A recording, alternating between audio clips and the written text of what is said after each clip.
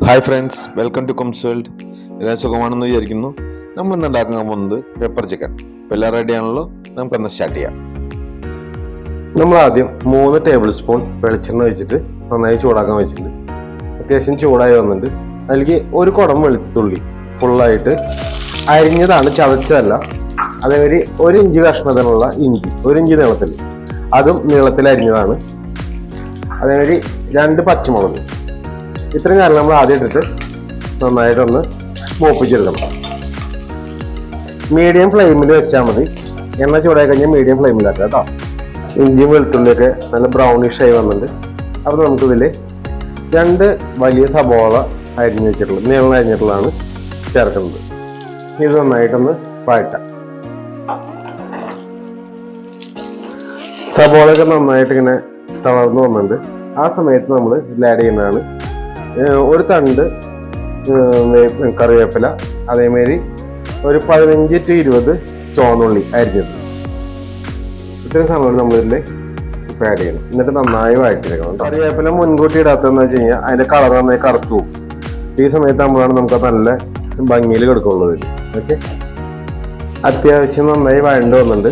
ഇനി നമുക്ക് ഇതിലേക്ക് ആവശ്യമുള്ള പൊടികൾ ആഡ് ചെയ്യാം. അപ്പോൾ ആദ്യം ലോ ഫ്ലെയിമിലേക്ക് മാറ്റിയതിന് ശേഷം വേണം പൊടികൾ ആഡ് ചെയ്യാൻ. അപ്പോൾ നമ്മൾ ആദ്യം ആഡ് ചെയ്യുന്നത് മല്ലിപ്പൊടിയാണ്. മല്ലിപ്പൊടി 2 ടേബിൾ സ്പൂൺ ഫുള്ളായിട്ടുള്ളത് ആഡ് ചെയ്യണം. ഓക്കെ, അപ്പോൾ തീ കുറച്ച് വെച്ചിട്ടുണ്ടെന്ന് ശ്രദ്ധിക്കണം എല്ലാവരും. പിന്നെ അതിൽ 2 ടീസ്പൂൺ കുരുമുളക് പൊടി,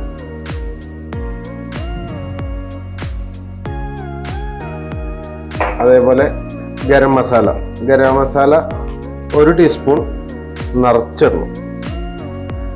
ഓക്കെ, പിന്നെ അതിൽ 1/2 ടീസ്പൂൺ മഞ്ഞൾപ്പൊടി. ഇത്രയും കാര്യങ്ങളാണ് നമ്മൾ ഇപ്പം ആഡ് ചെയ്യുന്നത്. എന്നിട്ട് ഇത് നന്നായിട്ട് മൊരിയിച്ചെടുക്കണം. ആ മസാലയുടെ പച്ചമണമൊക്കെ പോയി നന്നായി മൊരിഞ്ഞ് വരും വരെ വെയിറ്റ് ചെയ്യാം. നമുക്ക് എടുക്കുമ്പോൾ വെളിച്ചെണ്ണ കുറവായിട്ട് തോന്നുവാണെങ്കിൽ കുറച്ച് വെളിച്ചെണ്ണ ആഡ് ചെയ്യാം. ഞാൻ നോക്കുമ്പോൾ വെളിച്ചെണ്ണ കുറച്ച് കുറവാണ്. ഞാനൊരു 1 ടേബിൾ സ്പൂൺ കൂടി വെളിച്ചെണ്ണ തന്നെ ആഡ് ചെയ്യുന്നുണ്ട്. ഓക്കെ, നമുക്ക് നന്നായിട്ട് ഇളക്കി വെച്ചു. മസാലയുടെ പച്ചമുളകൊക്കെ നന്നായി പോയിട്ടുണ്ട്. ഈ സമയം ആഡ് ചെയ്യുന്നതാണ് 1/2 കപ്പ് തേങ്ങ ചെരുകിയത്. അതേപോലെ തന്നെ ഇതൊന്ന് നന്നായി മിക്സ് ആക്കിയതിൻ്റെ ശേഷം നമുക്കിതിൽ തക്കാളി ആഡ് ചെയ്യാം. ഈ തക്കാളി ആഡ് ചെയ്യുമ്പോൾ ശ്രദ്ധിക്കേണ്ടത് നന്നായി പഴുത്ത തക്കാളി എടുക്കരുത്, മീഡിയം പഴുപ്പുള്ള തക്കാളി എടുത്താൽ മതി. ഇത് ആഡ് ചെയ്ത് അധികം നേരെ ഇട്ട് വഴറ്റാനും പാടില്ല കേട്ടോ. പെട്ടെന്ന് തന്നെ നമുക്ക് ചിക്കൻ ആഡ് ചെയ്യണം, അല്ലെങ്കിൽ അത് ഭയങ്കരമായിട്ട് ഇങ്ങനെ എന്താ പറയുക കുഴഞ്ഞു പോകും.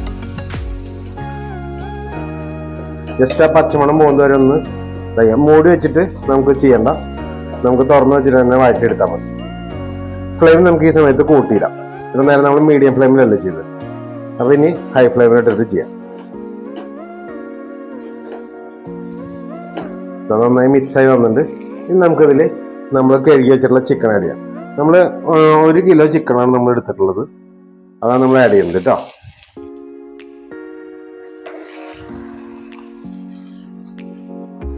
അതായത് ചിക്കൻ ആഡ് ചെയ്യുമ്പോൾ ശ്രദ്ധിക്കേണ്ട കാര്യം തന്നെ, ചിക്കനിലെ നെയ്യ് കാര്യങ്ങളൊന്നും കളയരുത്. ചിലർ എല്ലാവരും നെയ്യൊക്കെ പെട്ടെന്ന് കളയും. നെയ്യൊന്നും കളയരുത്. എന്നുവെച്ചാൽ നെയ്യൊക്കെ ഉണ്ടെങ്കിലാണ് നല്ല ടേസ്റ്റ് ആയിട്ടുള്ളൂ. നമുക്ക് നന്നായി മിക്സ് വെച്ചിട്ട് നമുക്ക് ഇതിൽ 1/2 കപ്പ് വെള്ളം ഒഴിക്കാം. കാരണം വെച്ച് കഴിഞ്ഞാൽ നമ്മളിത് മസാല നന്നായിട്ട് പിടിക്കാനായിട്ട് 1/2 കപ്പ് വെള്ളം ഒഴിച്ചിട്ട് നമുക്കിത് മൂടി വെച്ച് വേവിക്കാം. ഓക്കെ, ആദ്യം ഹൈ ഫ്ലെയിമിൽ വെക്കുക. ചിക്കനിലെ ഹൈ ടു മീഡിയം ഫ്ലെയിമിൽ വെച്ചിട്ട് ചിക്കനിലെ വെള്ളം ഇറങ്ങി കഴിഞ്ഞിട്ട് വേണം നമുക്ക് ഉപ്പിടാം. അത് കഴിഞ്ഞിട്ട് നമുക്ക് ലോ ഫ്ലെയിമിലേക്ക് മാറ്റാം. ഓക്കെ, അപ്പോൾ നമുക്ക് അതുവരെ ഒന്ന് മൂടി വയ്ക്കാം. നമ്മുടെ ചിക്കനിൽ അത്യാവശ്യം എന്താ വെള്ളമൊക്കെ വന്നിട്ടുണ്ട്. നമ്മളിപ്പോൾ ആഡ് ചെയ്യണം, ഉപ്പ് ആഡ് ചെയ്യണം. ഉപ്പ് ഞാനിവിടെ ആഡ് ചെയ്യുന്നത് 1 ടേബിൾ സ്പൂൺ നിറച്ച് ഉപ്പാണ് കേട്ടോ. ഇങ്ങനെ വടിച്ചെടുത്ത മാതിരി ഉപ്പാണ് ഇതിൽ ആഡ് ചെയ്യുന്നത്. ഓക്കെ, അത് കഴിഞ്ഞിട്ട് പിന്നെ ആവശ്യമുണ്ടെങ്കിൽ നമുക്ക് പിന്നീട് ആഡ് ചെയ്യാം. അപ്പോൾ ഇത് ഇട്ടിട്ട് നമുക്കൊന്ന് ഇളക്കിയിട്ട് കൊടുക്കാം.